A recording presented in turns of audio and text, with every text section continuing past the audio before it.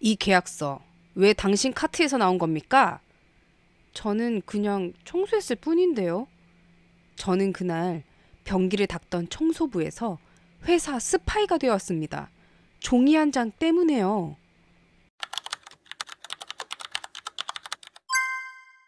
저는 오늘 제가 다니는 회사를 고발하기로 마음먹었습니다. 제가 고발하려는 사람은 매일 제가 닦아놓은 대리석 바닥 위를 구두 소리를 요란하게 내며 지나가던 그 회장님입니다. 지금 이 사연을 들으시는 분은 아마 이렇게 생각할지도 모르겠습니다. 아니, 청소 아줌마가 무슨 회사를 고발한다는 거야? 그래서 오늘 제 이야기를 처음부터 차근차근 들려드려 보려고 합니다. 뉴욕 맨하탄 한복판에 있는 유리로 된 빌딩이 하나 있습니다. 햇빛이 조금만 비쳐도 유리벽이 반짝반짝 빛나는 그런 빌딩입니다. 저는 그 빌딩 안에서 화장실을 닦고 복도를 쓸고 밤에는 회의실 바닥을 물걸레질하는 청소부로 일하고 있습니다. 한국 나이로 58, 미국에서는 그냥 청소 아주머니입니다. 새벽 5시 반이면 아직 어두운 거리를 지나 빌딩 지하 출입문으로 내려갑니다. 철문을 열고 들어갈 때 코끝을 찌르는 특유의 냄새가 있습니다. 세제 냄새, 오래된 카펫 냄새, 사람들이 하루 종일 밟고 지나간 먼지 냄새가 섞여 있는 냄새입니다. 제 이름은 안선영입니다. 남들은 제 명찰만 보고 서영, 쏘리, 희여 좀 닦아줘 이렇게 부르지만 저한테는 여전히 금융감독원 안선영 씨, 조사관님이라고 부르던 그 시절의 이름이 남아 있습니다. 지금 제 손에는 노란 고무장갑이 끼어져 있고 허리에는 걸레가 매달려 있습니다. 하지만 불과 몇 년 전까지만 해도 제 손에는 고무장갑 대신 계산기와 서류철이 들려 있었습니다. 한국에서 저는 20년 가까이 회계법인과 금융 관련 기관에서 일했습니다. 대기업 회계 정보를 들여다보고 숫자 속에 숨겨진 거짓말을 찾아내는 일이 제 일이었습니다. 어떤 회사에서는 매출을 부풀려 놓고 어떤 회사는 빚을 숨겨 놓고 어떤 사장은 자기 주머니로 스리슬쩍 돈을 빼돌려 놓기도 했습니다. 사람들이 저를 냄새 잘 맡는 조사관이라 불렀습니다. 눈으로 보기 전에도 숫자만 봐도 이 회사는 2년 안에 위험하겠다. 이 계약은 누군가 죽어나겠다 하는 느낌이 왔습니다. 그래서 저는 조금 까다롭고 조금 고집이 센 사람이었습니다. 회사 회의에서 임원들이 모여 앉아 이 정도는 눈 감고 가도 된다고 할 때에도 저는 끝까지 숫자를 다시 들여다보는 사람이었습니다. 아닙니다. 이 각주 한 줄 때문에 나중에 수백만 명이 잘릴 수 있습니다. 여기서 맞으셔야 합니다. 이렇게 말하던 사람이 바로 저였습니다. 사람들은 제게 너무 예민하다. 조금 더 융통성은 있어야 한다. 이렇게 말했습니다. 하지만 저는 숫자 뒤에 서 있는 사람들을 항상 먼저 떠올렸습니다. 저 숫자 때문에 직장 잃을 사람, 집 잃을 사람, 가족이 흩어질 사람들을 머릿속으로 그려보면 쉽게 넘어갈 수 없었습니다. 그래서 저는 사람을 돕는 회계조사관이라는 작은 자부심을 갖고 살았습니다. 그렇게 일만 보고 살다가 남편을 만났습니다. 남편은 저와의 맘대로 숫자에 별 관심 없는 사람이었습니다. 재미있는 영화 이야기, 건강한 음식, 아이들 교육 이야기 같은 걸 좋아하는 사람이었습니다. 당신은 숫자 보고 나는 사람을 볼게. 우리는 가끔 이렇게 농담을 하며 살았습니다. 딸 아이가 태어나고 시간이 흐르면서 제 삶의 중심은 조금씩 바뀌기 시작했습니다. 예전에는 이 회사를 어떻게 살릴까? 이게 제 생각의 전부였는데 어느 순간에는 우리 아이를 어떻게 키워야 할까? 이게 제 인생의 큰 고민이 되었습니다. 아이에게 조금 더 넓은 세상을 보여주고 싶다는 마음, 남편은 그 마음을 그냥 제 허영심이라 하지 않고 끝까지 감히 같이 고민해 주었습니다. 그렇게 몇 년을 고민하다가 우리는 큰 결정을 내렸습니다. 유학을 보내는 게 아니라 아예 가족이 같이 가자. 힘들어도 같이 해보자. 그렇게 해서 우리가 선택한 곳이 바로 미국 뉴욕이었습니다. 뉴욕 공항에 처음 도착했을 때 그 풍경을 저는 아직도 잊지 못합니다. 공항 유리창 너머로 보이던 회색 하늘, 낯선 언어들이 쏟아져 오는 안내 방송, 캐리어를 끌고 지나가는 사람들, 그 사이에서 우리 가족은 세 사람, 서로 서툰 영어를 확인하며 작게 웃었습니다. 우리 정말 여기까지 왔네. 그때만 해도 저는 생각했습니다. 내가 한국에서 쌓아온 경력이면 조금 시간이 걸려도 다시 금융 관련 일을 할 수 있겠지. 남편은 세탁소를 하고 싶어 했습니다. 뉴욕에는 옷 많은 사람도 많잖아. 세탁소 하나면 숨은 단골도 생길 거야. 우리는 퀸즈에 작은 가게를 냈습니다. 빨간 글씨로 한 세탁소라고 쓰인 간판을 달았을 때 그때도 저는 믿었습니다. 조금만 고생하면 이 나라에서도 다시 자리 잡을 수 있겠구나. 낮에는 남편과 함께 세탁소 일을 돕고 밤에는 영어책을 펼쳐놓고 관련 자격증을 다시 준비했습니다. 딸아이는 학교에 적응하려고 애썼고 우리는 매일 저녁 작은 식탁에 둘러앉아 된장찌개를 먹으며 서툰 영어 이야기로 웃곤 했습니다. 오늘 선생님께서 뭐라고 하셨는데 제가 못 알아들어서 그냥 웃었어요. 딸아이가 이렇게 말하면 우리는 같이 웃었습니다. 한국에서도 살기 바빴지만 뉴욕에서의 그 첫 6개월은 유난히 바쁘고 유난히 희망이 많던 시간들이었습니다. 하지만 행복은 오래 가지 않았습니다. 어느 토요일 오후였습니다.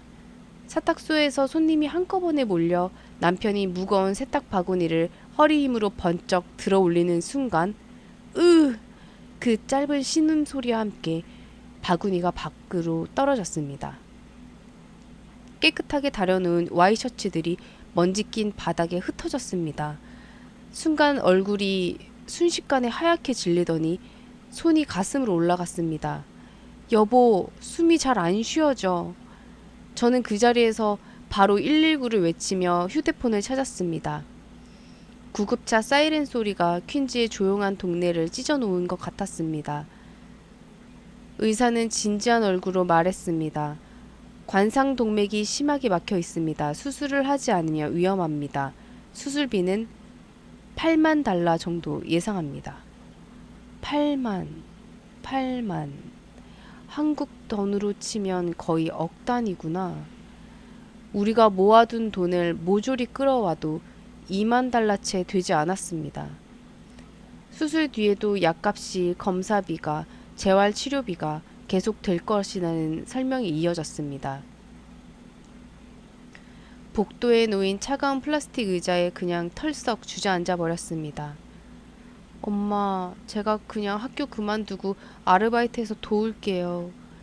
그 말이 더 가슴 아팠습니다. 안 돼. 우린 내 공부하려고 여기까지 온 거야. 학교 그만두려고 한 게 아니야. 엄마가 어떻게든 해볼게. 입으로는 그렇게 말했지만 머릿속 계산기는 아무리 두드려도 해답을 보여주지 않았습니다. 그 후로 우리의 시간은 두 갈래로 갈라지기 시작했습니다. 남편의 시간은 병실과 집, 그리고 약봉지 위로 떠돌았고, 제 시간은 계산기와 통장 잔고, 그리고 구인 광고 사이를 떠돌았습니다. 당장 다음 달부터 고정 수입이 들어와야 한다. 건강하지 않은 남편은 무거운 일을 하지 못한다. 딸은 학교를 계속 다녀야 한다. 숫자를 아무리 바꿔봐도 한 가지 결론뿐이었습니다. 내가 무엇이든 해야 한다. 그때 제 눈에 들어온 광고가 하나 있었습니다. 로빈스테크 빌딩 청소원 모집, 시급 $13, 경력 무관.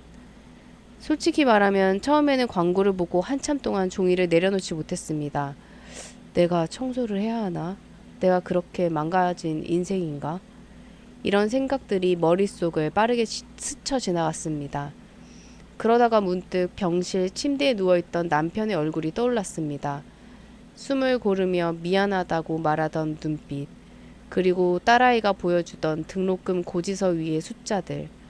그 숫자들이 제 자존심보다 더 크게 다가왔습니다.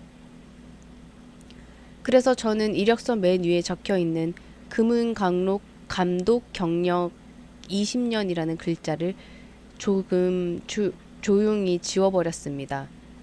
그 대신 짧게 이렇게 적었습니다. 전업주부 경력 10년, 한국 세탁소 보조 경험 있음. 그리고 청소원 지원서에 제 이름을 넣었습니다. 로빈스테크 빌딩에 처음 출근하던 날이 떠오릅니다. 거울 앞에 서서 헐렁한 회색 청소복을 입고 노란 고무장갑을 끼고 머리를 질끈 묶었습니다. 거울 속에 비친 제 모습은 제가 아는 안서영이 아니었습니다. 넥타이를 맨 남자들 틈에서 자료를 들고 회의실에 들어간 그 안성현이 아니라 이제는 사람들이 들어가 회의실의 의자 밑을 정리하고 테이블 위에 얼룩을 닿는 그런 사람이 되어 있었습니다. 빌딩 로비는 대리석 바닥이 반짝거렸고 천장에는 샹들리에가 달려 있었습니다. 출근하느라 바쁜 사람들의 커피를 들고 노트북 가방을 메고 저를 스쳐 지나갔습니다. 아무도 구석에 서 있는 청소부를 한 번 더 돌아보지 않았습니다. 그때 처음으로 투명인간이라는 표현을 몸으로 느꼈습니다. 경비실에서 근무 기록을 하던 경비원 잭슨이 제 쪽을 유심히 보며 물었습니다. 서영, 전에는 무엇을 하던 사람이에요? 저는 집에서 아이 키우던 주부였습니다. 그 말은 절반은 사실이고 절반은 거짓이었습니다. 하지만 그 순간 제 지난 20년 경력 이야기를 누군가에게 설명할 자신도 뜻도 없었습니다. 잭슨은 고개를 갸웃등하더니 하고 웃었습니다. 알겠어요. 웰컴 서영. 여기선 우리 다 똑같은 직원이야. 그 말이 그날 하루를 버티게 해준 유일한 위로였습니다. 저는 그렇게 청소부 안선영으로 새로운 삶을 시작했습니다. 새벽 5시에 출근해서 밤 9시에 퇴근할 날도 많았습니다. 화장실 바닥에 무릎을 꿇고 솔로 타일을 문지르다 보면 눈앞이 핑 도는 날도 있었습니다. 예전에는 이런 화장실 공사 비용이 얼마나 들지 계산하는 사람이었는데 지금은 이걸 닫고 있네.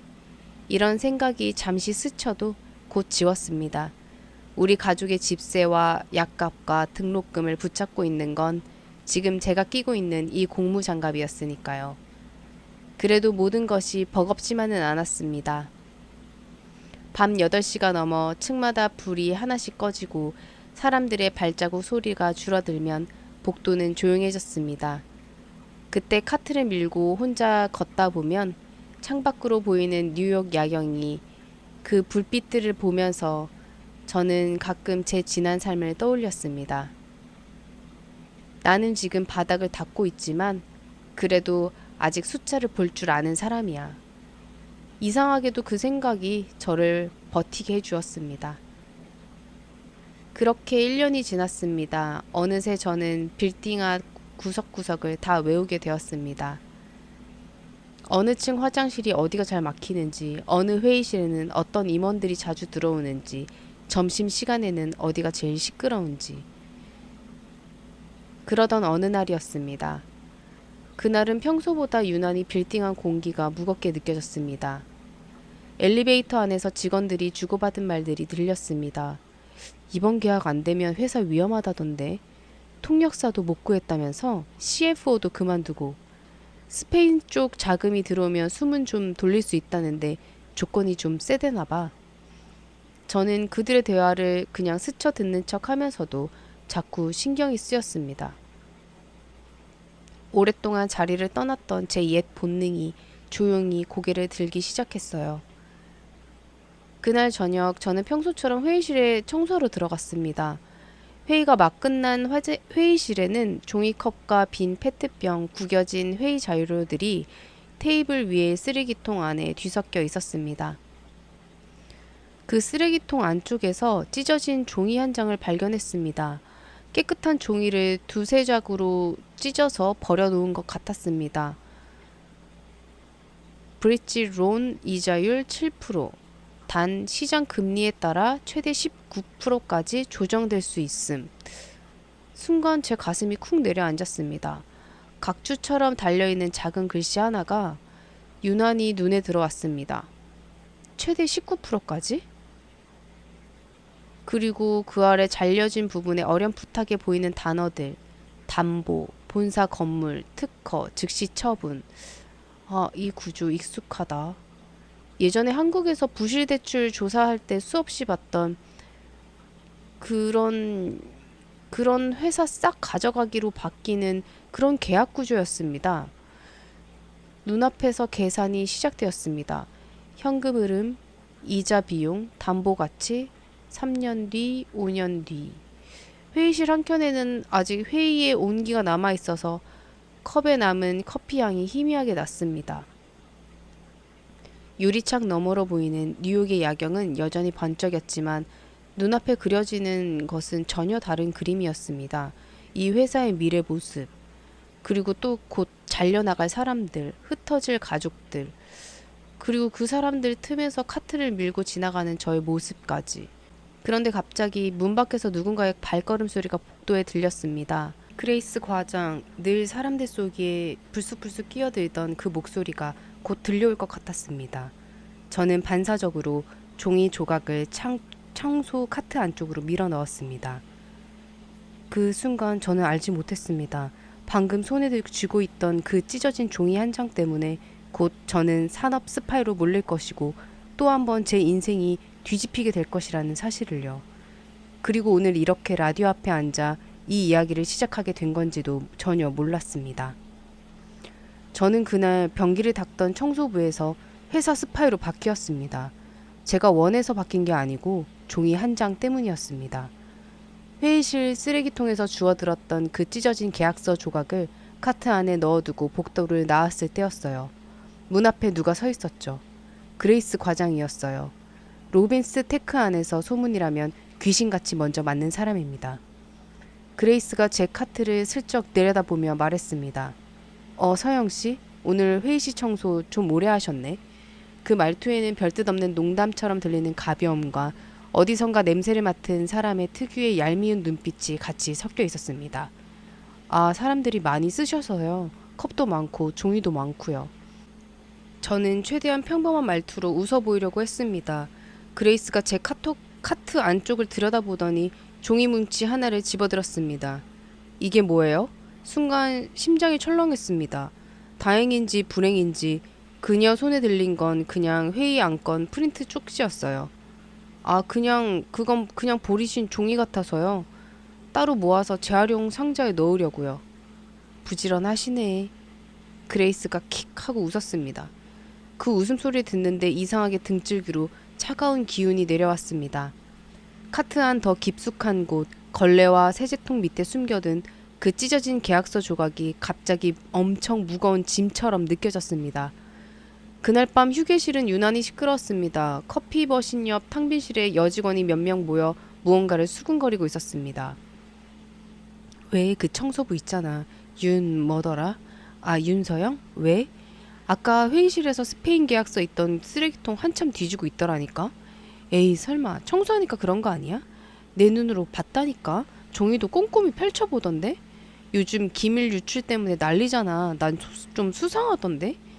저는 등을 돌린 채 그냥 쓰레기만 묵묵히 타이드업 하는 척 했습니다. 손가락에 힘이 너무 들어가 봉투 끈이 끊어질 것 같았습니다. 그때 다른 한 명이 말했습니다. 에이, 그래도 청소부가 무슨, 그 사람 영어도 잘 못하잖아. 모르지 뭐, 첩자들은 몰래 티 안 나게 숨어 있대잖아. 게다가 한국에서 뭐 하다가 왔는지도 아무도 모르고. 그건 그렇네. 그 웃음소리가 제 귀에는 너는 투명 인간이 아니라 의심스러운 구석을 가진 사람이라고 낙인 찍는 소리처럼 들렸습니다. 저는 일부러 뒤돌아서서 인사를 했습니다. 먼저 치우고 나가겠습니다. 여직원들이 화들짝 놀라며 고개를 들었습니다. 어머, 서영씨 계셨구나. 네, 계단 쪽부터 치우고 다시 올게요. 제 말투는 최대한 아무렇지 않은 척 했지만 머릿속에는 계속 스파이, 수상해, 계약서 같은 단어들이 얽혀 돌아다니고 있었습니다. 퇴근 시간 지하층 라커룸에서 옷을 갈아입는데 경비팀장 잭슨이 문을 열고 들어왔습니다. 서영, you got a minute? 네? 왜요? 보안팀에서 잠깐만 얼굴을 보자고 해서요. 금방 끝날 거라는데. 순간 심장이 한번 쿵 내려앉았다가 보안팀이요? 제가 뭘 잘못했나요? No, no. 그냥 요즘 회사가 예민해서 그래요. 다들 한 번씩 체크하는 거야. 걱정하지 마세요. 걱정하지 말라고는 했지만 걱정이 되지 않을 수가 없었습니다. 보안실 문 앞에 서자 손바닥에서 땀이 났습니다. 문을 열고 들어가니 중년 남자 하나와 젊은 여자 직원 하나가 노트북 앞에 앉아 있었습니다. 아, 윤서영 씨죠? 잠깐만 앉으세요. 의자는 딱딱했고 등받이가 없어 어깨에 자꾸 힘이 들어갔습니다. 요즘 회사에서 중요 문서 유출 사건이 있는 건 아시죠? 엘리베이터에서 직원들이 얘기 나눈 건 조금 들었습니다. 네, 그래서 출입 기록이랑 CCTV를 전체적으로 확인하고 있습니다. 뭐 특별한 건 아니고요. 그러면서 그들은 화면을 돌려 제게 보여주었습니다. 그 안에는 제가 청소 카트를 밀고 복도를 지나가는 모습, 회의실에 들어갔다 나오고 때로는 화장실 앞에 지나가는 장면들이 빼곡히 녹화되어 있었습니다. 여기 보시면 지난주 화요일 밤 8시 40분 화장실 맞은편 복도에 서영 씨가 한 3분 정도 가만히 서 있는 장면이 있습니다. 뭘 보고 계셨는지 기억나세요? 화면 속에서 저는 카트를 잠시 멈추고 커다란 창문 밖 야경을 보고 있었습니다. 그날은 유난히 달이 밝았고 뉴욕 빌딩 숲 사이로 빛이 떨어지던 것이 기억났습니다. 창밖을 보고 있었던 것 같습니다. 야경이 예뻐서요. 잠깐 쉬었다가 다시 청소를 했습니다. 그리고 오늘이죠. 스페인 투자와의 미팅이 있었던 47층 회의실. 회의실 끝나고 서류가 담긴 쓰레기통에서 한참 동안 종이를 정리하시더라고요. 그 와중에 몇 장을 펼쳐보시기도 하시고요. 네, 회의 끝나면 종이가 많이 나와서 종이는 종이끼리, 컵은 컵끼리 모으려고 관리자가 말해서 성격이 좀 꼼꼼한 편이라 조금 오래 봤을 수는 있습니다. 혹시 종이 내용이 궁금해서 보신 건 아니고요? 그 말은 저를 이미 그럴 수도 있는 사람으로 보고 있다는 뜻이었습니다. 청소부가 영어로 된 계약서까지 알아볼 거라 생각하십니까? 저는 일부러 조금 웃는 듯한 모습으로 되물었습니다. 사실 저는 단어들을 꽤 또렷이 기억하고 있었고 구조까지 머릿속에 그려보았습니다. 하지만 그걸 인정할 수는 없었습니다. 뭐 그냥 확인처 여쭤보는 겁니다. 요즘 회사가 예민해서요. 혹시 전에 비슷한 업계에서 일한 적이 있으신가 해서요. 금융이나 회계 같은. 그 질문이 나오는 순간 가슴바닥 어딘가가 쿡 하고 찔렀습니다. 아닙니다. 그냥 한국에서 집안일하고 세탁일 조금 도왔습니다. 그 대답은 또 한 번 제 지난 경력을 제 손으로 지워버리는 말이었습니다. 보안팀 남자가 잠깐 제 얼굴을 보더니 고개를 끄덕였습니다. 알겠습니다. 뭐 특별한 정황은 없는 걸로 기록하죠. 단지 앞으로 회의실에 남아있는 종이나 문서는 그냥 봉투째로 버려주시면 됩니다. 굳이 펼쳐보실 필요는 없어요. 알겠죠? 네, 알겠습니다. 그렇게 짧은 면담이 끝나고 보안실 문을 나섰지만 제 마음속 불편함은 전혀 끝나지 않았습니다. 내가 너무 민감하게 반응하는 걸까? 아니야, 숫자가 이상한 건 분명했어. 근데 또 괜히 나서다가 괜한 오해를 키우는 건 아닐까? 손가락으로 지하철 손잡이를 잡고 있으니 서울 지하철이 생각났습니다. 출근길 만원 지하철 안에서 서류 들고 줄 섰던 시절, 책상 위에 펼쳐놓고 사무실 사람들과 함께 숫자를 맞춰보던 날들. 그때의 저는 숫자에 민감한 사람이라 불렸고 지금의 저는 숫자에 관심 가지면 안 되는 사람이 되어버린 것 같았습니다. 집에 도착하니 딸아이는 이미 자고 있었고 남편은 누운 채로 벽 쪽을 향하고 있었습니다. 조용히 부엌 불을 켜고 달력을 봤습니다. 빨간 동그라미로 표시한 날이었어요. 바로 스페인 투자사와의 본 계약날. 그리고 그 옆에는 제가 적어놓은 숫자들. 이자 7%? 실제 13%에서 19% 가능. 담보는 본사 건물 특허. 3년 후 현금 흐름 마이너스 가능성 큼. 손으로 그 숫자들을 한 줄 한 줄 집어보았습니다. 이 계약 정말 이대로 진행하면 이 회사 사람들 얼마나 잘려나갈까? 그 생각이 드는 순간 가슴에서 다른 두 가지의 마음이 서로 부딪히기 시작했습니다. 나는 이제 그 회사에서 단지 시급받는 청소일 뿐이다. 괜히 나섰다가 내 자리까지 잃을 수 있다.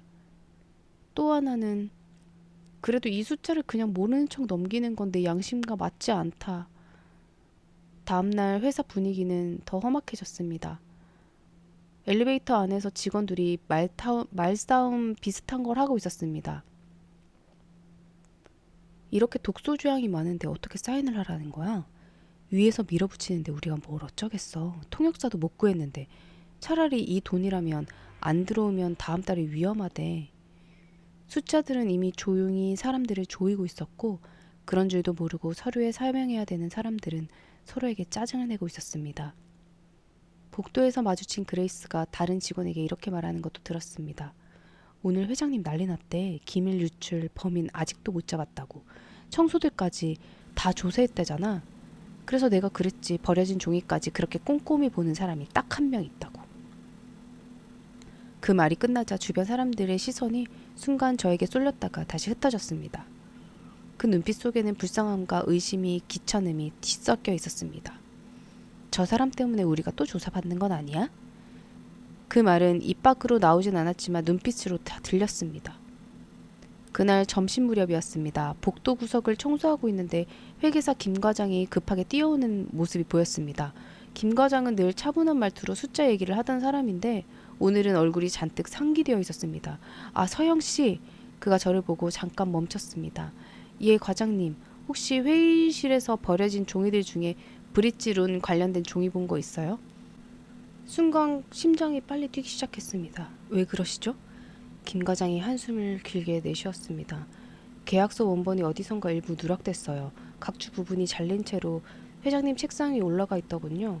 누가 일부러 그랬는지 실수인지 모르겠는데 각주를 보면 이절 구조가 정확히 판단하기 어렵거든요. 제 손이 자꾸만 카트 쪽으로 가려는 걸 억지로 멈췄습니다. 카트 안에는 아직 그 종이 조각이 고무장갑 밑에 숨겨진 채 있었습니다. 어제 봤던 종이 중에 비슷한 게 있었던 것 같기도 하고요. 제 대답은 애매하게 나왔습니다.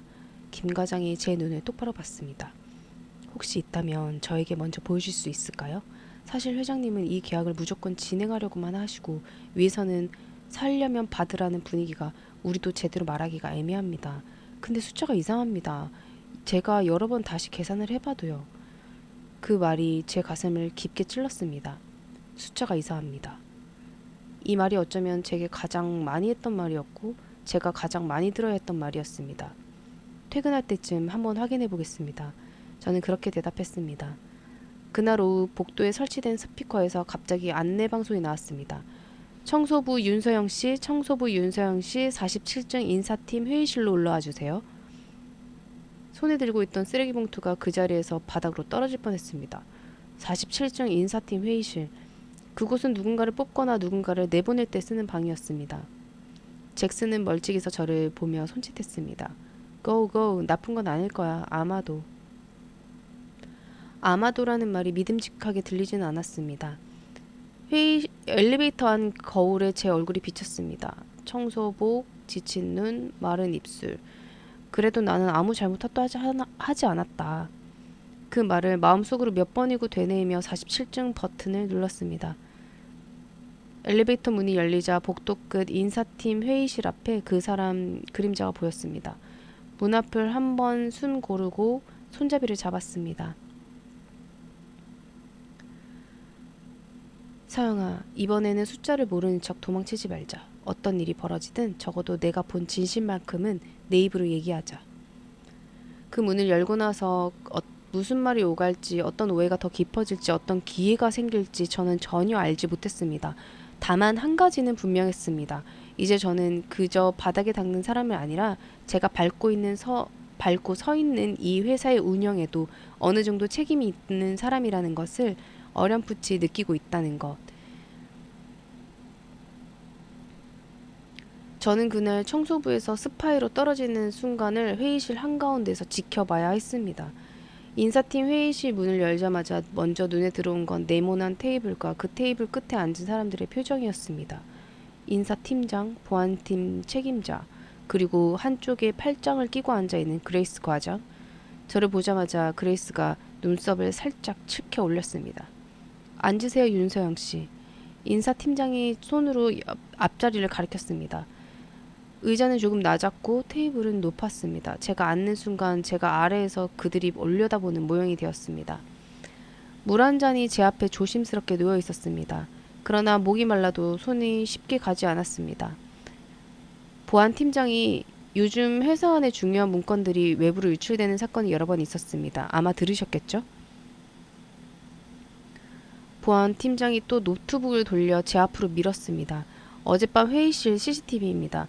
스페인 측과 회의가 끝난 뒤 윤서영 씨가 쓰레기통을 정리하시다가 종이를 꺼내 한참 보고 있었습니다. 화면 속 제 모습은 생각보다 차분해 보였습니다.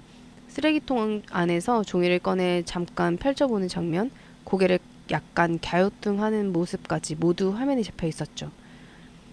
청소원이 종이를 잠깐 펼쳐볼 수는 있습니다. 하지만 요즘처럼 예민한 시기에 화장실, 회의실, 쓰레기통 안을 그렇게 꼼꼼히 보는 건 조금 특이하다고 느껴질 수밖에 없습니다. 그레이스가 저가 언젠간 그제도 봤어요. 서영 씨가 파쇄함 앞에서 한참 서 있더라고요. 종이가 흘러나온 게 있는지 몇 번이고 들여다보고는 그냥 제 눈에는 많이 수상하게 보이더라고요. 파쇄함 근처는 청소할 일이 많으니까요. 제 입에서 나온 말은 생각보다 담담했습니다. 종이 조각이 떨어지기도 하고 튼튼한지 확인하려고 해서. 인사팀장이 손을 들어 잠깐 말을 멈추겠습니다. 윤서영 씨, 오해가 생겼다면 그건 우리가 풀어야 할 일입니다. 그래서 이렇게 자리를 마련했어요. 다만 사실대로 말씀해 주셔야 합니다. 보안팀장이 새로운 서류 한 장을 꺼냈습니다. 이건 어제 회의 때 쓰려던 브릿지론 초안입니다. 원본이 오늘 아침 화장실에서 발견됐는데요. 이상하게도 하단 각주 부분이 싹둑 잘라나가 있었습니다. 그가 손으로 종이 아래쪽 가장자리를 짚었습니다. 매끈하지 않은 모서리, 찢겨나간다는 선, 각 주에는 이자율 변동 조건과 담보 조건이 들어있습니다. 그 부분이 없으면 계약을 제대로 하기 어렵죠. 그런데 어제 그 각주가 붙어있던 종이에 마지막으로 만진 사람이 누군지 아십니까?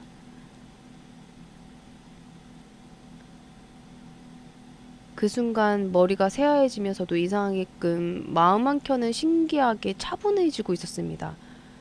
제 손은 머리 위에서 가만히 포개져 손가락 끝에 힘도 들어가지 않았습니다. 제가 어제 쓰레기통에서 종이를 좀 꺼내긴 했습니다. 그 고백에 그레이스가 바로 거봐요. 내가 뭘 했어요. 제가 괜히 말씀드린 게 아니에요. 인사팀장이 혹시 지금도 종이를 가지고 계신가요? 아직 카트 안에 있을지도 모르겠습니다. 보안팀장의 눈빛이 살짝 바뀌었습니다. 혹시 어떤 내용인지 기억하십니까? 거짓말할 수도 있었습니다. 영어를 잘 몰랐다. 숫자를 볼 줄 모른다고. 하지만 그 말은 오랫동안 쌓아온 제 자신을 한 번 더 지우는 일이기도 했습니다. 한참을 망설이다가 결국 입을 열었습니다. 이자율과 담보 내용이 있었던 것 같습니다. 보안팀장이 짜게 웃었습니다. 영어로 쓰인 금융 영어를 그런 식으로 구체적으로 기억하신다는 건 꽤 인상적이네요. 그레이스가 바로 덧붙였습니다. 제가 그랬잖아요. 평범한 청소부는 아니라고요. 한국에서 뭐 하다 오셨는지 우린 아무도 모르잖아요. 윤서영 씨, 이전 경력을 조금 더 자세히 여쭤봐도 될까요? 이력서에는 전업주부, 세탁소 보조라고만 적혀 있습니다. 저는 잠시 손톱 끝을 바라보다가 고개를 들었습니다. 한국에서 회계 관련 일을 했습니다. 그 순간 세 사람의 시선이 제게 또렷하게 꽂혔습니다. 어느 정도 하셨습니까? 조금 오래 했습니다. 금융 쪽입니까? 감사? 회계법인? 그 질문은 너무 정확했습니다. 그게 왜 중요합니까? 제 반문에 보안팀장 어깨를 으쓱했습니다. 중요할 수도 있고 아닐 수도 있죠. 다만 회사의 민감한 계약서를 마지막으로 만진 사람이 금융 경력을 가진 사람이라는 건 그냥 넘기기 힘든 사실입니다. 그레이스가 또 끼어들었습니다. 게다가 요즘 청소부 일 중에 그렇게 숫자 잘 보는 사람 본 적 있으세요? 저는 못 봤습니다. 그 말을 제가 순간 웃음이 나올 뻔했습니다. 숫자 잘 보는 청소부라는 말이 얼마나 어색한 표현인지 누구보다 제가 잘 알고 있었으니까요. 윤서영 씨, 회사 입장에서도 지금 상황을 가볍게 볼 수는 없습니다. 그렇다고 윤서영 씨를 곧바로 해고할 수도 없는 상황이고요. 그래서 오늘부로 대기 발령을 드립니다. 대기 발령? 회사에서 수없이 보던 표현이었습니다. 책상에서 짐 정리하는 사람들, 그 말 한 줄에 한순간에 표정이 변했던 얼굴들을 여러 번 본 적 있습니다. 조사가 끝날 때까지 출근하지 마시고 연락을 기다려 주십시오. 빌딩 출입도 당분간 제한될 것입니다. 그럼 급여는요? 제 입에서 조금은 초라한 질문이 나왔습니다.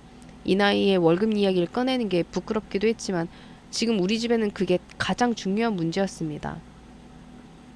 당분간은 기본 급여만 지급하고 야근 수당과 추가 수당은 중지될 겁니다. 야근 수당. 그 돈으로 저는 남편 약값을 메웠고 식비를 줄이고 딸아이 교통비를 챙겼습니다. 머릿속으로 숫자들이 자동으로 계산이 시작됐습니다. 이번 달 약값 4,300달러, 집세 2,400달러, 딸 카페 아르바이트 월급 1,200달러. 내 기본 월급만은 절대 메울 수가 없는데. 보안 팀장이 마지막으로 말했습니다. 그리고 어제 가져가셨던 계약서 조각이 있으시면 지금 내놓아 주셔야 됩니다. 회계팀에서 원본 복구에 필요하다고 하시네요. 순간 손가락이 다시 근질거리기 시작했습니다. 지금은 가지고 있지 않습니다. 아마 카트 안에 섞여 있을 겁니다. 알겠습니다. 카트는 이미 보안실에서 확인 중입니다. 따로 나오면 저희가 확보하겠습니다. 제 마음속에서 무언가 툭 하고 떨어지는 소리가 났습니다. 그렇게 회의실을 나와 복도를 나오자 복도 끝에 몇몇 직원들이 저를 슬며시 보고 시선을 피했습니다. 저 사람 맞나 봐. 아까 인사팀 들어간 사람. 청소부라면서? 근데 금융 쪽에서 일했다던데? 첩자 아니야, 첩자? 쉿, 들리겠다. 잭슨이 옆에서 괜히 농담을 하듯 말했습니다. 다들 요즘 예민해서 그래요. 금방 풀릴 거예요, 서영. 당신 CIA 아니죠? 그 농담에 제가 억지로 웃어 보이자 잭슨이 씩 웃었습니다. 봐요. 지금도 웃을 수 있잖아요. 그럼 아직 괜찮은 겁니다. 그 말이 위로가 되었는지 더 서글프게 들렸는지 저도 잘 모르겠습니다. 집으로 돌아오는 길 한인마트에 들렸습니다. 계산대 앞에 서서 특히 스티커가 붙어있는 배추 한 통과 할인하는 두부, 가장 싼 달걀 한 판을 카트에 올렸습니다. 오늘은 김치찌개를 끓이자. 뜨거운 찌개라도 먹고 나면 조금 나을지도 몰라. 계산대에서 카드를 끊는데 포스기에 찍힌 숫자가 괜히 눈에 들어왔습니다.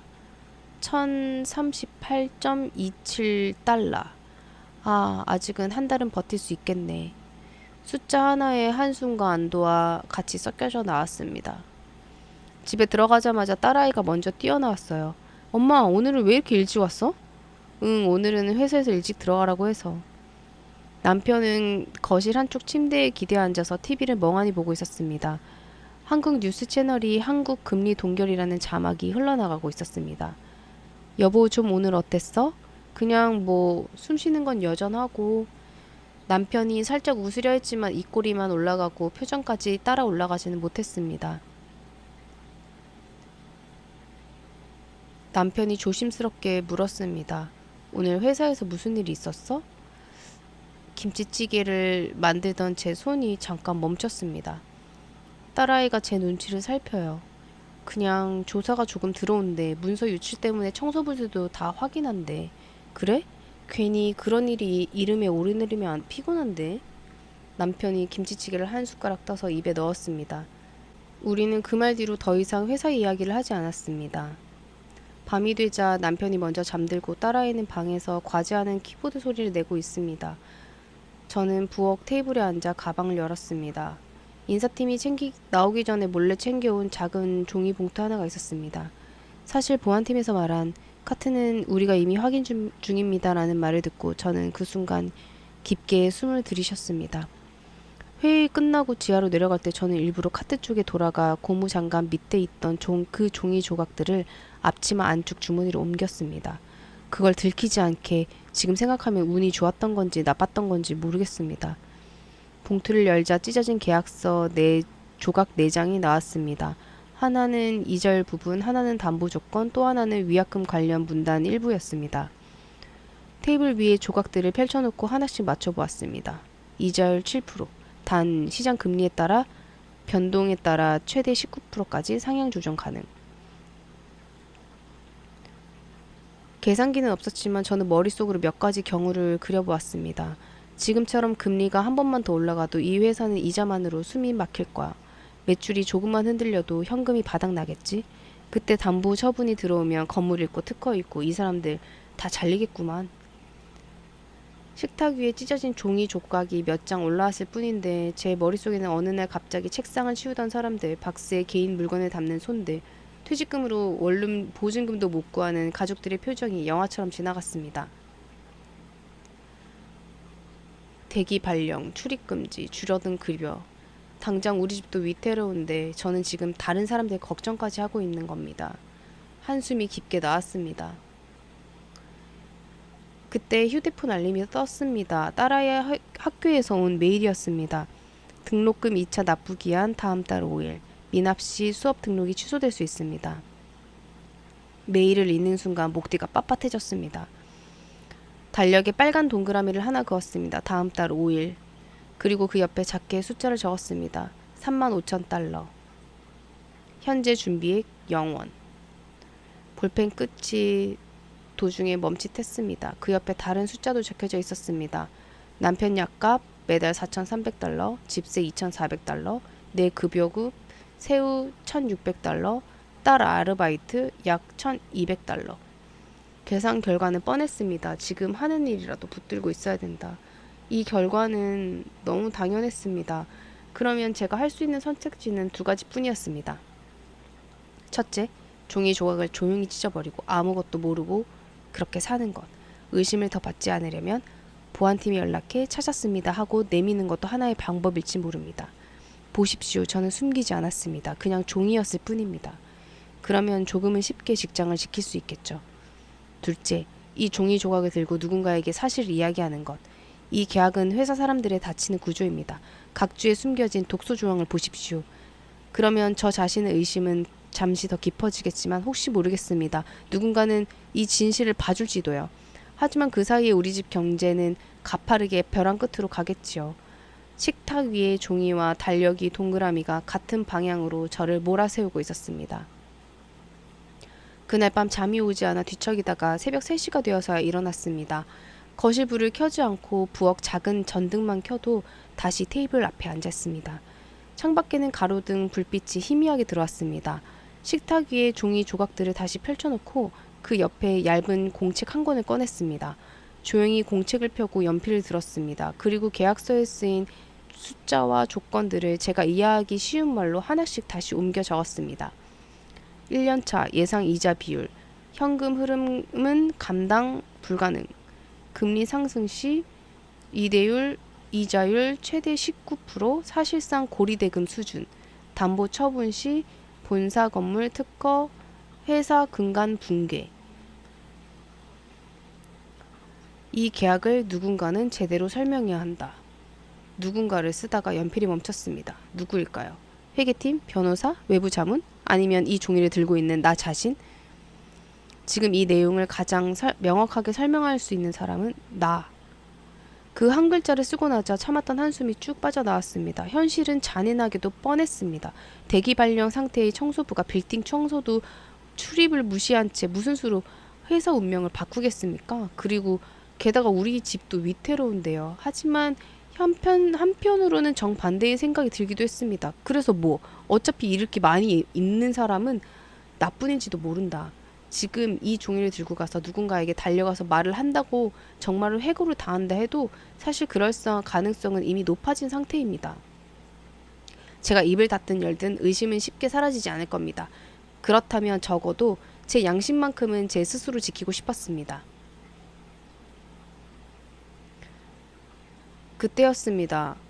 새벽 4시 가까운 시간인데 전화가 올 리가 없는 시간인데 휴대폰이 진동했습니다. 발신번호를 보니 회계팀 김과장이었습니다. 여보세요? 죄송해요. 혹시 제가 깨워버렸나요? 아니요. 원래 잠이 좀 없습니다. 무슨 일이세요? 오늘 오전에 회장님과 임원들 회의가 있었습니다. 브릿지론 숫자 다시 설명드리는데 지금은 따질 때가 아니라 돈이 필요할 때라면서 그냥 진행하자고 하시네요. 근데 각주 부분이 잘려져 있어 제가 볼 수 있는 정보가 불완전합니다. 잠깐 침묵이 흘렀습니다. 그 조각 혹시 가지고 계신가요? 네, 사실 제 눈앞에 있습니다. 김 과장의 숨소리가 전화기 너머에서 조금 거칠게 들렸습니다. 혹시 그걸 사진을 찍어서 제 메일로 보내주실 수 있을까요? 제가 숫자를 제대로 보고 다시 한번 막아보겠습니다. 그 부탁은 얼핏 보면 단순한 일이었습니다. 사진 한 장, 매일 한 통. 그런데 그 행위가 제가 지금까지 조심스레 지켜온 경계선을 완전히 넘는 일이 될 수도 있었습니다. 김 과장님, 그러다 김 과장님까지 오해받으시면요? 이미 받았습니다. 오늘만 해도 왜 이렇게 겁을 주나, 투자사에 신뢰되는 행동이다 소리를 들었습니다. 이제 와서 한 장 더 뭐 욕 먹는다고 크게 달라질 건 없을 것 같습니다. 그래도 숫자를 제대로 보고 욕 먹는 게 덜 억울할 것 같아서요. 억울해도 제대로 알고 욕 먹고 싶다. 이 마음이 제가 요 며칠 계속 삼키고 있던 마음이기도 했습니다. 알겠습니다. 사진 찍어 보내겠습니다. 대신 제 이름은 가능하면 빼주세요. 걱정 마세요. 당신은 그냥 숫자를 볼 줄 아는 어떤 사람 정도로만 남겨두겠습니다. 그날 새벽 다시 잠자리에 누웠지만 눈을 감아도 잠은 오지 않았습니다. 천장을 바라보며 생각했습니다. 아, 이제 난 어떡하지?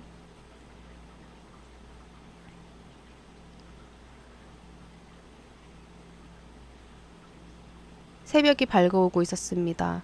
창밖이 검은색에서 회색으로, 회색에서 옅은 푸른빛으로 천천히 바뀌고 있었습니다. 저는 자리에서 일어나 거울 앞에 섰습니다. 헝클어진 머리, 눈 밑에 다크서클, 지친 피부. 그러나 눈빛만큼은 어제와 조금 달라져 있었습니다. 서영아, 이번만큼은 그냥 청소부로만 살지 말자. 청소부여도 숫자를 아는 청소부다. 그걸 한 번쯤은 써보자. 그날 새벽 저는 작은 결심 하나를 했습니다. 계약을 지내는 그날 누가 부르지 않아도 다시 그 빌딩 문을 열고 들어가겠다고. 출입을 막는다 해도 복도에 서서라도 제가 본 숫자만큼은 누군가에게 말하겠다고. 이대로 상황이 굴러가게 내버려 두면 우리 집만이 아니라 수백 명의 집이 같이 무너질 수 있다는 걸. 저는 그날 아침 다시 빌딩으로 올라가기로 마음먹었습니다. 계약 미팅 전날 밤 부엌 테이블 위에는 여전히 그 종이 조각들과 공책이 펼쳐져 있었습니다. 적어도 할 수 있는 건 해봤다. 김 과장에게 사진도 보내고. 잠들기 전에 남편이 조용히 물었습니다. 여보, 내일 회사 다시 가볼 거야? 저는 잠시 머뭇거리다가 솔직하게 말했습니다. 계약 미팅이 내일이래. 그냥 집에 앉아있으면 잠도 안 올 것 같아서 빌딩 앞까지만이라도 가보려고. 남편이 고개를 끄덕였습니다. 한동안 말이 없다가 조용히 제 손을 잡았습니다. 당신 예전에 한국에서 무슨 일을 하던 사람이었는지 나 누구보다 잘 알잖아. 숫자 가지고 장난치는 거 제일 싫어하던 사람. 그래도 지금은 청소부야. 대기발령난 청소부가 괜히 나섰다가 우리까지 더 힘들어질 수 있어. 남편이 작은 한숨을 내쉬었습니다.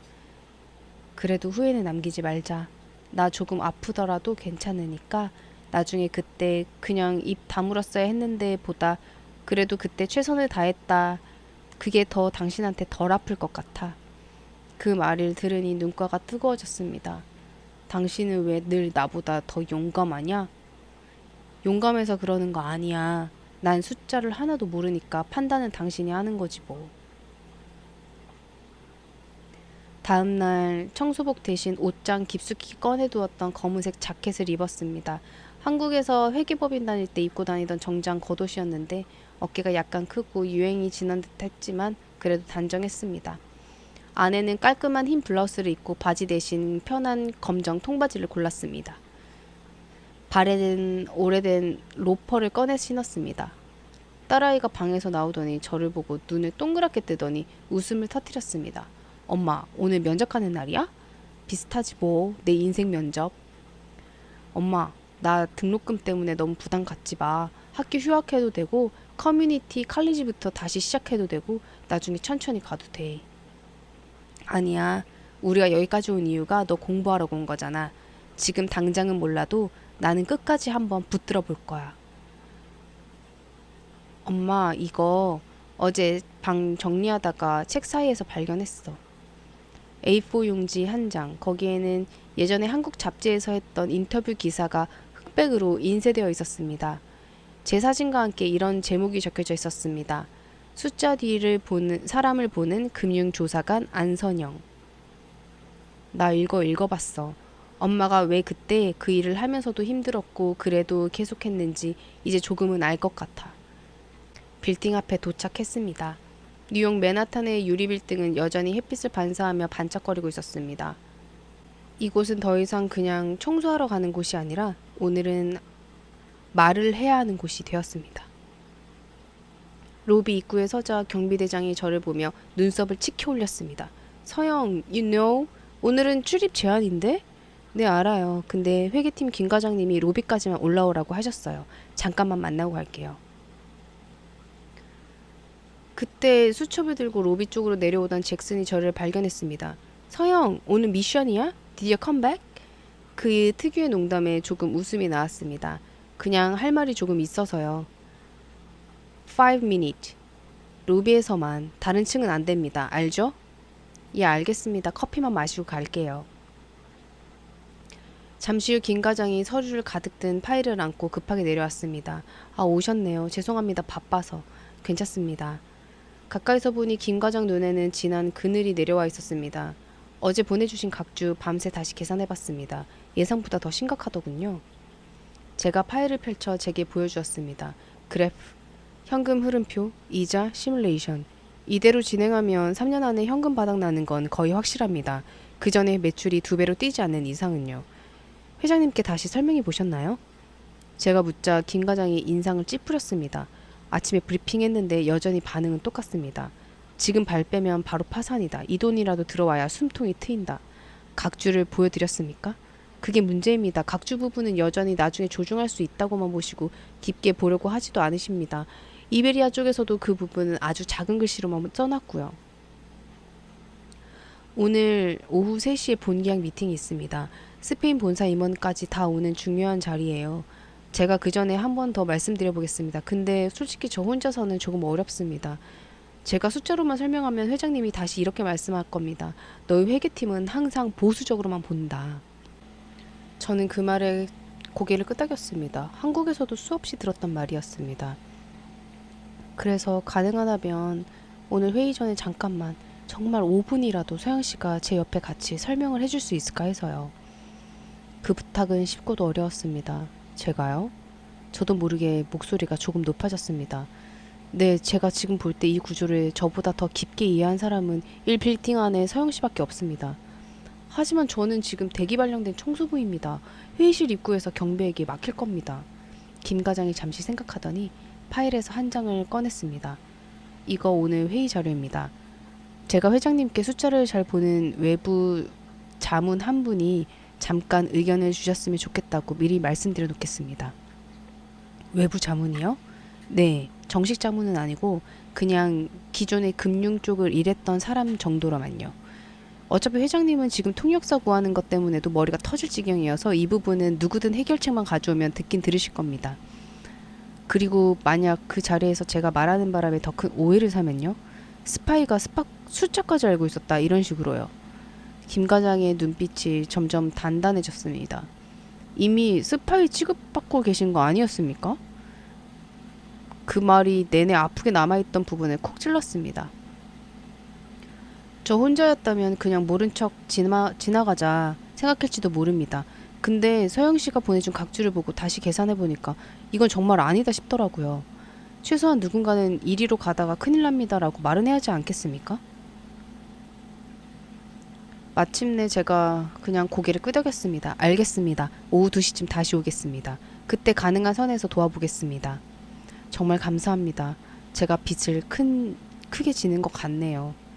아니에요. 저도 하고 싶은 말이 있었으니까요.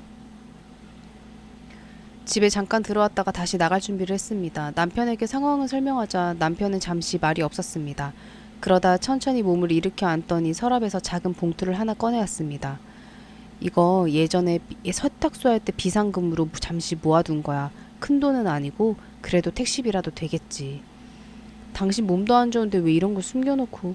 제가 말하자 남편이 웃었습니다. 당신이 언제 또 내가 가봐야겠다 할지도 몰라서 그냥 놔둔 거야. 오늘 쓰라고. 그때부터 준비해 둔 거지 뭐. 그 말에 괜히 눈물이 맺혔습니다. 갔다 올게. 혹시 내가 잘리더라도 오늘만큼은 할 말 하고 올게. 남편이 제 손을 꽉 잡았습니다. 그래, 설사 잘리더라도 오늘은 당신 하고 싶은 말 다 하고 와. 나와 수진이는 어디 가는 거 아니니까 걱정 말고. 오후 2시 다시 로빈슨 테크 빌딩 앞에 서 있습니다. 이번에는 아까보다 조금 더 떨렸습니다. 로비에 들어서자 경비대장이 다시 저를 말리려고 했지만 잭슨이 먼저 나섰습니다. 오늘은 게스트 패스로 들어가는 거야. 김 과장이 위에다 말해놨어요. 그는 작은 출입증 하나를 꺼내서 제게 건넸습니다.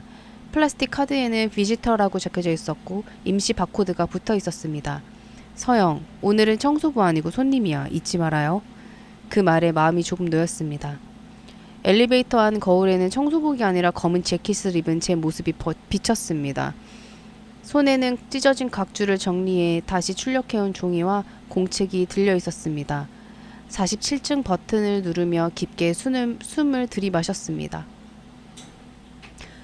스페인에서 온 것으로 보이는 중년 남자들이 조용히 스페인어로 이야기를 하고 있었고 회사 임원들은 서류를 점검하며 서로 눈치를 보고 있었습니다.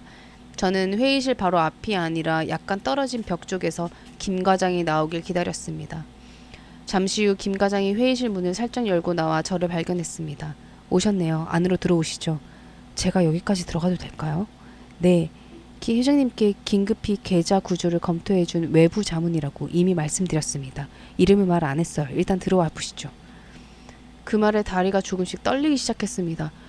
회의실 문을 열고 들어가자 10여 명의 시선이 제게를 향했습니다. 회사 임원들과 스페인 측 임원들이 마주 앉아 있었고 한쪽 끝에는 마크 로빈스 회장이 앉아 있었습니다. 로빈스 회장의 얼굴은 며칠간 잠을 제대로 못 잔 사람처럼 수척해져 있었습니다. 김 과장이 회의실 안을 들어보며 말했습니다. 회장님, 예전에 금융 쪽에서 실무를 오래 하셨던 분이 자발적으로 계약 구조를 한 번 더 봐주셨습니다. 간단히 한번 말씀을 들어보시는 게 어떨까요? 로빈스 회장이 저를 위아래로 훑어보았습니다. 낡은 재킷, 단정한 머리, 손에 든 공책. 이분이 혹시 말하던 그 숫자 보는 청소부인가? 그 한마디에 회의실 안 공기가 순간 얼어붙는 것 같았습니다. 김 과장이 당황한 표정으로 말하려고 했지만 제가 먼저 고개를 끄덕였습니다. 네, 회장님. 청소부 안서영입니다. 그리고 한국에서는 금융조사 일을 20년 가까이 했습니다. 그 말에 몇몇 임원들이 눈썹이 올라갔습니다. 로빈슨 회장이 잠시 침묵하다가 의자를 뒤에 젖혔습니다. 좋소. 어차피 더 잃을 것도 없는 회사니까 얘기해 보시오. 내가 어떤 함정에 빠져들고 있는지. 그 말투에는 조금 비아냥도 섞여져 있었지만 그래도 들어보겠다는 뜻이 들어 있었습니다. 저는 찢어진 각주를 정리한 종이를 테이블 위에 올려놨습니다. 먼저 이 계약을 겉으로 보면 회사에 산소를 넣어주는 산소통처럼 보입니다. 저는 최대한 쉽게 말을 풀어나가기 시작했습니다. 지금 회사는 당장 숨이 차고 돈이 부족해서 어디서든 산소통을 가져와야 하는 상황입니다. 이베리아 캐피탈이라는 큰 회사에서 우리가 돈을 넣어줄게라고 손을 내밀었죠. 스페인 측 임원들이 제 말을 들으며 변을기를 통해 그 내용을 듣고 있는 듯 했습니다. 겉으로 쓰인 7% 이자율만 보이면 괜찮아 보입니다. 하지만 저는 각주 부분을 가리켰습니다. 여기 아주 작은 글씨로 이렇게 쓰여져 있습니다. 시장금리에 따라 최대 19%까지 상향 조정 가능. 김 과장이 자료에 표시되는 그래프를 빔 프로젝트에 띄웠습니다. 이 부분은 회계팀에서 어제 밤새 계산한 그래프입니다. 금리가 조금만 올라가도 이자 부담이 어느 정도까지 증가하는지 나타내는 것입니다. 그래프에 곡선이 가파르게 치솟는 모습이 또렷하게 보였습니다. 저는 그래프를 가리키며 말했습니다. 한국에서는 요즘 전세 사기라고 해서 집을 담보로 무리한 계약을 맺었다가 집도 잃고 보증금도 있는 사람이 많이 나왔습니다. 회의실 사람들의 표정이 조금씩 달라지기 시작했습니다. 처음에는 이자만 잘 내면 된다고 생각했습니다. 하지만 금리가 올라가고 집값이 떨어지고 빌려준 사람이 갑자기 돈을 갚으라고 하면 모든 걸 잃게 됩니다. 저는 손에 쥔 펜을 살짝 쥐었다 폈다 하면서 말을 이어나갔습니다. 지금 이 계약도 비슷합니다. 처음 몇 년은 괜찮을 수 있습니다. 하지만 경기가 조금만 나빠져도 이 회사는 이 빚을 감당하지 못할 것입니다. 그때 담보로 잡힌 건 그냥 창고가 아니라 저는 각주 밑줄을 짚었습니다. 이 빌딩 전체 그리고 회사가 가진 핵심 특허들입니다. 이게 한 번에 넘어가면 그때는 아무리 좋은 아이디어가 있어도 우리가 다시 시작할 수 있는 흙조차 남아있지 않습니다. 로빈슨 회장이 입술을 굳게 다물었습니다. 김 과장이 조용히 덧붙였습니다. 이 구조를 그대로 받아들였다가 3, 4년 후에 회사 전체가 투자사에게 넘어간 사례, 한국에서도 이미 여러 번 나왔습니다. 저희가 그런 사례를 밤새 찾아봤습니다. 저는 숨을 한 번 고르며 마지막 말을 덧붙였습니다. 회장님, 지금 회장님께서는 어쩌면 당장 사람들 월급을 줄 수 있느냐가 제일 큰 고민일지 모릅니다. 하지만 이 계약서에 사인하는 순간 회장님은 오늘 300명을 살리는 대신 3년 뒤에 그 사람들 가족까지 포함해서 1000명, 2000명을 한 번에 내보내야 될 수도 있습니다. 회의실 안 공기가 무겁게 가라앉았습니다. 누군가는 볼펜을 떨어뜨리는 소리가 유난히 크게 들릴 정도였습니다. 그때였습니다. 스페인 측 대표 같은 사람이 옆에 있는 통역을 통해 조용히 한마디를 건넸습니다. 통역이 영어로 옮겼습니다. 이 작은 각주는 우리 쪽에서도 가장 예민하게 다루는 부분입니다. 보통 상대 회사들은 이 각주를 제대로 읽지 않고 사인하는 경우가 많습니다. 그런데 청소부라고 들은 분이 이 각주에 이렇게까지 분석했다는 건 우리에게도 놀라운 일입니다. 그가 잠시 저를 보더니 입꼬리를 올렸습니다. 숫자를 이렇게 설명하는 사람은 어느 나라에 가도 드뭅니다. 저는 이분 말을 진지하게 들을 가치가 있다고 봅니다. 그 말에 회의실에 있던 다른 스페인 임원들도 고개를 끄덕였습니다. 로빈슨 회장이 깊게 한숨을 내쉬었습니다. 그렇다면 당신 말대로 이 계약은 우리가 생각한 산소통이 아니라 나중에 목을 조를 수 있는 줄일 수도 있겠군요. 네, 그렇다고 생각합니다. 그리고 김 과장이 조금씩 조심스럽게 말했습니다. 회장님, 저희 회계팀에서 역제한 구조를 한번 만들어 봤습니다. 이자율은 조금 더 높게 받되 상한선은 명확히 두고 담보 범위를 줄이는 방식입니다. 대신 우리가 일정 수준의 이상의 매출을 달성하면 이자를 줄여주는 성과 조건을 넣는 구조입니다. 그는 준비해온 자료를 테이블 위에 올려놨습니다. 지금 당장 자금이 필요한 건 맞습니다. 다만 우리가 회사의 몸통까지 내어주는 구조는 피해야 한다고 생각합니다. 이 역제안을 받아들이지 않겠다면 그때 다른 길을 찾아봐야겠죠. 하지만 시도조차 안 해보는 건 더 위험합니다. 스페인 대표가 자료를 넘겨보기 시작했습니다. 표정은 처음보다 덜 날카로워져 있었습니다. 회의실 공기는 여전히 무거웠지만 조금씩 다른 방향으로 흘러가기 시작했습니다. 로빈슨 회장이 두 손으로 얼굴을 감싸 쥐었다가 천천히 손을 내렸습니다. 좋소, 오늘은 계약 무조건 성사가 아니라 조건 재조정을 전제로 다시 논의해 봅시다. 그 말은 완전한 승낙도 완전한 거절도 아니었습니다. 하지만 분명한 변화가 있었습니다. 오늘 당장 돈이 안 들어와도 사람을 지킬 수 있는 길이 있다면 그 길부터 먼저 찾는 게 맞겠지요. 그는 스페인 측을 향해 말했습니다. 우리는 당신들이 제시한 숫자와 조건을 이제 제대로 이해했습니다. 이제는 우리가 제안하는 구조도 들어주셨으면 합니다. 최소한 서로의 목을 조르지 않는 선에서 같이 숨 쉴 수 있는 방법을 찾고 싶습니다. 통역이 말을 옮기자 스페인 대표가 잠시 눈을 감고 생각하더니 고개를 끄덕였습니다. 우리는 당신들의 상황을 이해합니다. 우리도 좋은 투자를 하고 싶지 나쁜 빚을 지게 하고 싶은 건 아닙니다. 다만 위험이 큰 만큼 우리도 이익을 요구한 겁니다. 그는 제 쪽에서 한 번 더 바라봤습니다. 오늘 이 방에서 가장 중요한 말을 한 사람은 직함이 없는 이분이라고 생각합니다. 저는 이분이 깃발을 든 방향으로 같이 걸어볼 의향이 있습니다. 그 말을 듣는 순간 가슴 어딘가가 뜨끈해졌습니다. 직함이 없는 사람, 그래도 중요한 말을 하는 사람. 그 표현이 이상하게 제 존재를 조금 다시 세워주는 느낌이었습니다.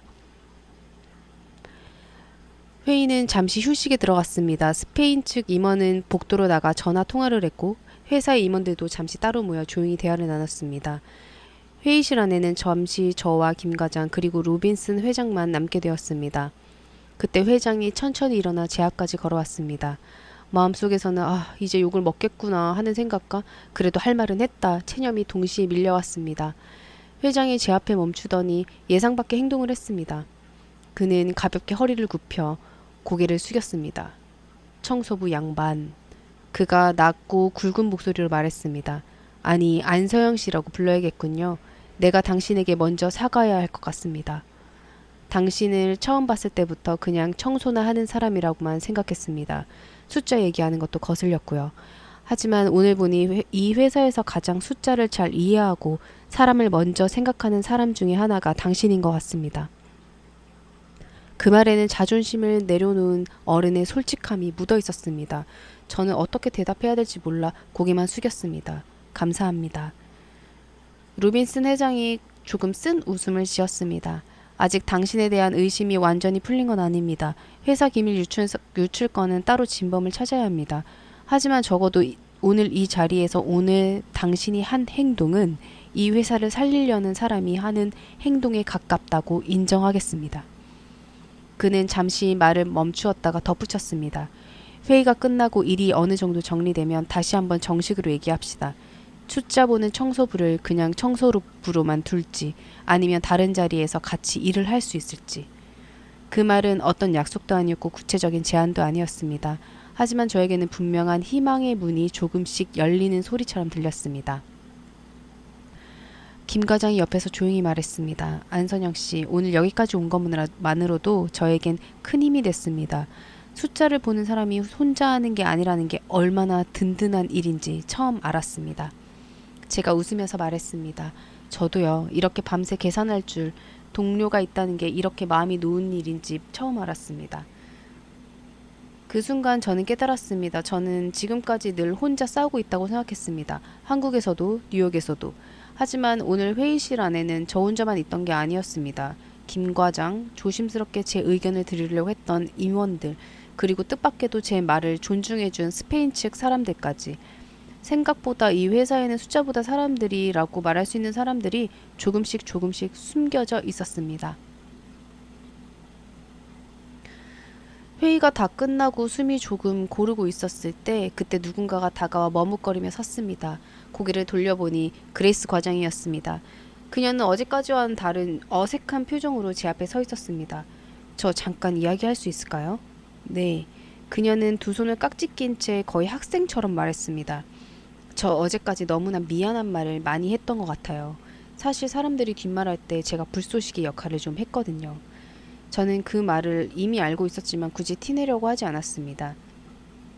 근데 오늘 회의실 안에서 서영 씨 얘기 듣는데 내가 얼마나 좁은 눈으로 사람을 봤는지 알겠더라고요. 그냥 청소복 입었다는 이유만으로.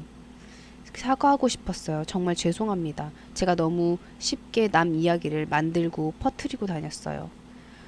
잠시 침묵을 흘렀다가 제가 웃으며 말했습니다. 사람은 자기 눈높이만큼 세상을 보는 것 같아요. 저도 예전에는 정장 입고 다니는 사람만 일하는 사람이라고 생각했거든요. 그레이스가 고개를 들었습니다. 그럼 조금만 더 알아가는 걸로 할까요? 제가 다시는 서영 씨 얘기 뒤에서 나쁘게 안 하겠습니다.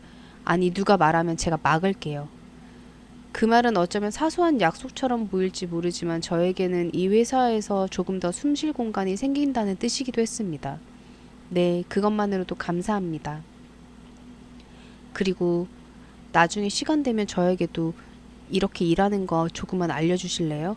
저는 숫자만 보면 머리가 아프던데 오늘 보니까 숫자도 사람 얘기하는 것 같더라고요. 그 말에 저도 웃음을 터뜨렸습니다. 회의실 문은 아직도 닫혀 있었습니다. 안에서는 아마 치열한 계산과 말들이 오가고 있겠지요. 저는 이제 그 속에서 직접 있지는 않았지만 이상하게도 마음이 한결 편했습니다. 만약 오늘 이후도 이 회사에서 내 자리가 다시 생긴다면 나는 어떤 역할을 해야 할까? 청소부를 돌아간다고 해도 숫자를 보는 일을 조금씩 도와달라고 한다고 해도 어쩌면 정가는 다른 마음으로 이 빌딩을 바라보게 될 것입니다. 출입증을 손으로 만지작거리며 창밖을 보았습니다. 현실은 여전히 빡빡했습니다. 이 회사의 미래도 사람들의 시선도 그리고 제 자신을 바라보는 마음도 그리고 우리 가족도 저는 가끔 그날 회의실 앞에 혼자 앉아있던 저를 떠올립니다. 손에 쥔 출입증을 만지작거리면서 닫힌 문만 멍하니 보던 그 시간. 그때는 앞으로 제 인생이 어떻게 흘러갈지 전혀 몰랐습니다. 그냥 최소한 오늘만큼은 할 말 했다. 그 마음으로 하나로 버티고 있었죠. 회의가 끝나고 먼저 스페인 임원들이 나왔습니다. 얼굴 표정이 아침에 봤던 것과는 조금 달라져 있었습니다. 완전히 웃는 것도 아니고 그러면서 또 실망한 표정도 아니었습니다. 묘하게 받아들일 건 받아들이자 타협의 표정이랄까요? 그들 중 한 명이 제게 다가와 조용히 말했습니다. 세뇨라, 오늘 얘기 계속 기억할 겁니다. 숫자는 냉정하지만 사람은 따뜻해야 한다는 말, 우리도 배워야겠네요. 억양 섞인 영어였지만 그 진심은 느껴졌습니다. 저는 그저 웃으며 고개를 숙였습니다. 그라시아스, 감사합니다. 오랜만에 입 밖으로 나온 스페인어 인사가 저 자신에게도 낯설면서도 또 반가웠습니다. 김 과장이 나와서 이자 상한은 11%로 낮추고 담보 범위는 빌딩 전체가 아니라 일부 층으로 하고 부동산 외에 자산으로 조정했습니다. 특허는 끝까지 지켰고요. 대신 우리가 더 열심히 벌어야 합니다. 그 말에 저는 힘이 풀린 듯 의자 등받이에 몸을 기댔습니다. 완벽한 계약은 아니지만 그래도 회사가 숨 쉴 틈은 생겼습니다. 한 번 더 버텨볼 수 있는 길이 열린 거죠. 다행이네요. 그는 저를 잠시 보더니 잠시 멈춰 섰습니다. 안서영 씨, 청소부든 금융조사관이든 지금 제 눈에는 그 구분이 별 의미가 없는 것 같소. 오늘 이 계약은 회계팀과 당신이 같이 막아낸 것입니다. 고맙소. 그 회장이 말하는 순간 뭔가 가슴 한가운데 따뜻하게 번지는 것을 느꼈습니다. 물론 좋은 소식만 있던 건 아니었습니다. 기밀 유출 사건은 그 이후에도 한동안 이어졌습니다. 조사를 통해 결국 진짜 유출사가 따로 있다는 사실이 드러났고 그 사람은 회사를 떠났습니다. 하지만 그렇다고 해서 회사 사정이 좋아진 것도 아니었습니다. 구조조정도 있었고 몇몇 부서는 줄어들고 누군가는 억지로 박스를 싸서 나갔습니다. 저는 그 모습을 보면서 마음이 아팠습니다. 그래도 회사 문을 통째로 닫는 것보다 이게 낫다. 머리로는 그렇게 이해하면서도 가슴을 쉽게 따라가 주지 않았습니다. 그 와중에 제 신분도 조금씩 정리되기 시작했습니다. 보안팀에서 다시 한번 제 이력을 확인했고 한국에서의 경력, 미국에 온 이유, 세탁소 사정, 남편 병원 기록까지 다 들여다봤습니다.